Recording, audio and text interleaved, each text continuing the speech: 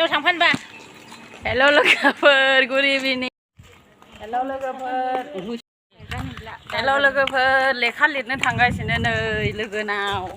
लेखाया जा गिलिर लकडाउन नालाय रिक्साबो गैया गारियाबो आंना पकेरायावसो थांदों क'क्राझार पकेराया बेयाव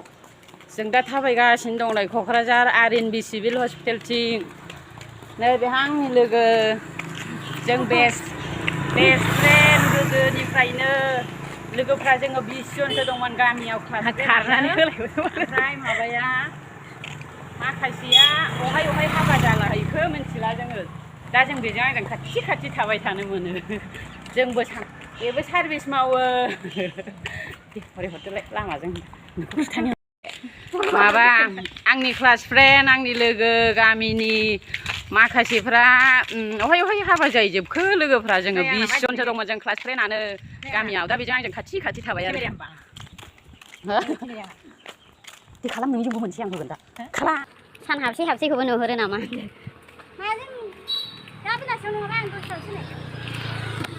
हटेल गौरां हटेल बेयो नै क'क्राझार गौरां हटेल हाग्रामा सारनि गौरां हटेलनि मोनसे माबा बियो मामोनलाय रुम थाफैग्रासोना आलासिफोर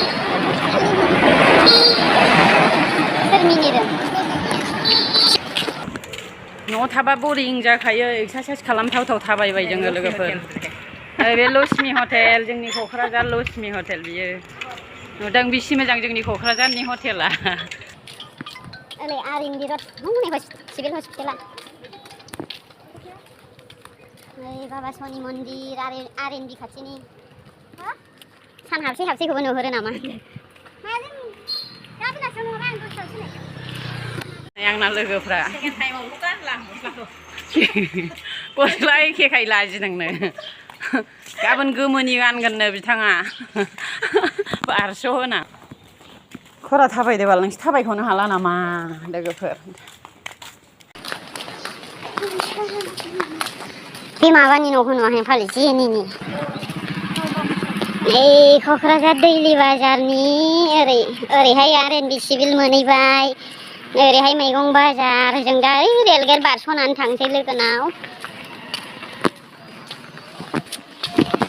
थाबायनानै मेंलायलायबाय बिफाङा जा गेरेमसा जा मोजां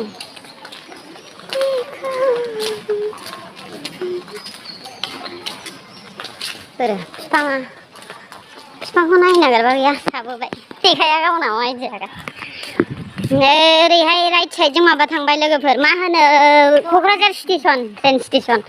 नैबे गस्ला बाजार क'क्राझार गस्ला बाजार बे दैलि मार्केटनि लोगोफोर नुवाखै बन्द'जों लकडाउनखाय आंहा बेयाव गस्ला सुहोनाय दंबावोसो नै बेयाव दाबो मोनलाङा एसे खरा थाबायदो फै सिख्लाफोर दैलि बाजारनि गनेशवरी मन्दिर नै क'क्राझार रेल साइडथिं बारस'बाय जोङो लोगोफोर बिभिन्न जायगायाव थाङो बेजोंनो खिथालाबायदो ओरै राइट साइडजों गुवाहाटि थांबाय डाइरेक्ट ओरै लेफ्ट साइडजों धुब्रि जोंनि थिखाय धुब्रि फैद' थाबायनो हाला नोङो आंजों थाबायखौनो मोनफैबाय नै लोगोफोर लिरनोसै माबा मुलिखौ लेखा लिरनो नागिरदों दिदि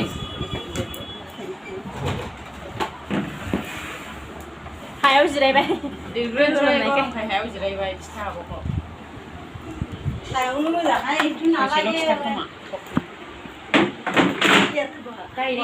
बिसिनाव लिरफैदों लोगो बे आनैनि हेलो आंनि लोगोनि फिसाजो देख आंटी चैनल को सब्सक्राइब और लाइक करना ठीक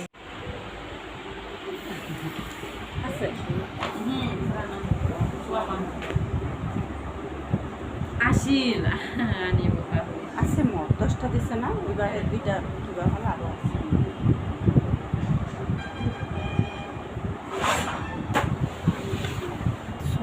ওই মাহত 3টা হে না মাত্র 3টা লিখবেন সিনা লিখবেন সিনা ग्रोनोसै थांफिनसै लोगोफोर लिरखांबाय नै नै पान्डबिका दोनदो